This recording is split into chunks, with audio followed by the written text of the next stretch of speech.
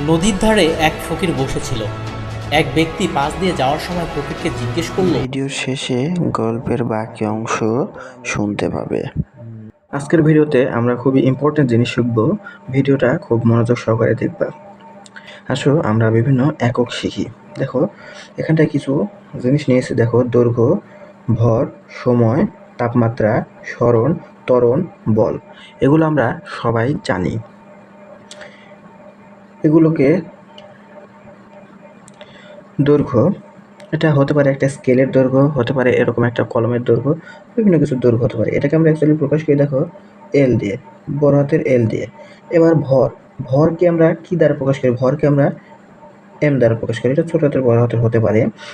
সময়, সময়কে আমরা প্রকাশ করি ছোট হাতের টি দ্বারা।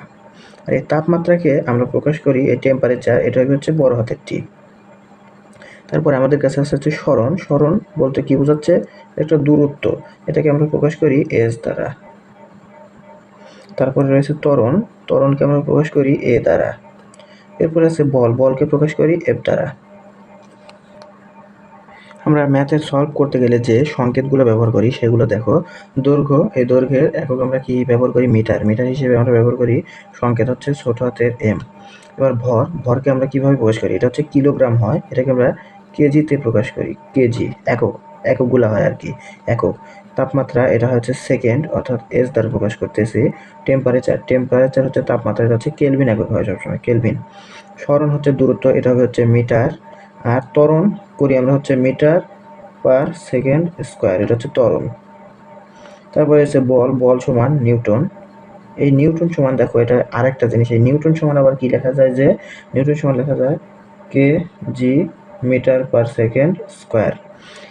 এই নিউটন সমান KG metre per second square কীভাবে আসলো? আর এই এককগুলো দ্বারা আমরা কিভাবে বিভিন্ন ভার্সিটি বা বোর্ড এক্সামের আসা কোশ্চেনগুলো আমরা সলভ করব, আগামী ভিডিওতে আমরা সব কিছু সুন্দরভাবে বুঝতে পারবো।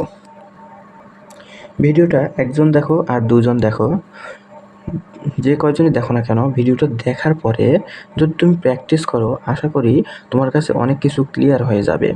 আমরা যখন বোর্ড কোশ্চেন বা বিভিন্ন ভার্সিটিতে আসা কোশ্চেনগুলো সলভ করতে যাই, সেই ক্ষেত্রে আমাদের অনেক সময় সূত্রগুলো মনে থাকে না।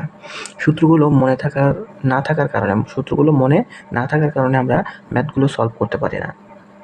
কিন্তু এককগুলো যদি তুমি পড়ে যাও, দেখবা এককের মিল করতে পারলেই হয়ে গেল। এই একক দিয়ে তুমি বহু ম্যাথ করতে পারবে। আমি নিজে তোমাদের করাই দেব। একজন দেখো আর দুজন দেখো। আমি আশা করতেছি যে তোমাদের অনেক অনেক উপকার হবে। পড়াশোনা যতটুকুই করো না কেন, পড়াশোনাটা মনোযোগ দিয়ে করতে হবে। 5 মিনিট পড়ো, 10 মিনিট পড়ো, 20 মিনিট পড়ো, মনটা শুধু থাকবে পড়ার মধ্যে।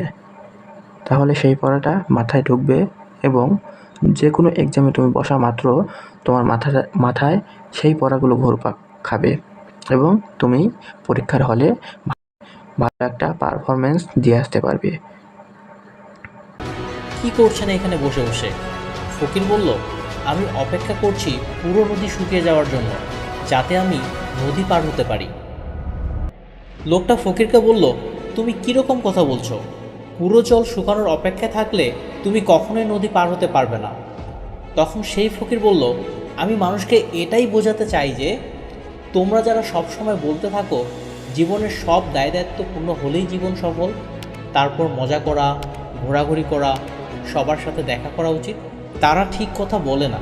তাহলে এই গল্প থেকে আমরা কি শিখলাম? জীবনে সময় থাকতে সময়ের সঠিক ব্যবহার করতে হবে।